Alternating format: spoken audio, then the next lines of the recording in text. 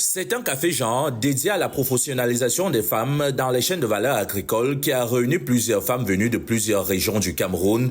Ce 5 mars à Yaoundé, organisé par le programme d'appui au développement des filières agricoles phase 2, PADFA 2. Au cœur des échanges, un angle plus technique qu'il n'y paraît. La faiblesse de la captation de valeur par les femmes elles-mêmes. Dans les filières oignons et riz, pourtant stratégiques dans les zones PADFA, les productrices restent en bout de chaîne exposées aux pertes post-récolte. Le message que nous envoyons, c'est que les femmes jouent un rôle capital dans le développement des chaînes de valeur agricoles et les femmes rurales particulièrement.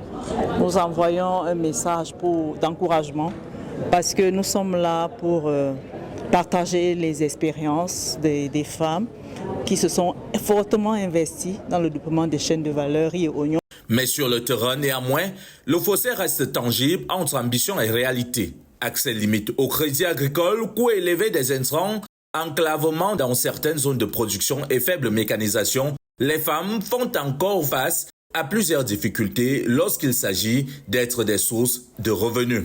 Le défi qu'on face quotidiennement, c'était d'abord la sortie de la femme du foyer vers l'activité génératrice de revenus comme les projets douaniers. Avant, les femmes ne sortaient pas et on n'avait pas beaucoup des épaules dont les gens qui pouvaient nous supporter pour qu'on fasse des activités réellement. Mais avec la venue du projet et autres, on a déjà eu une épaule vraiment très solide qui nous sollicite et qu'avec cette épaule qu'on est en train d'évoluer. Plus qu'un simple cadre d'échange, ce café Jean met en lumière une équation encore non résolue.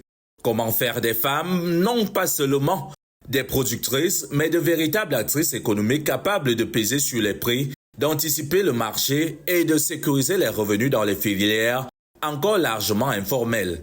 Ceci à quelques jours seulement de la célébration de la 41e édition de la Journée internationale de la femme.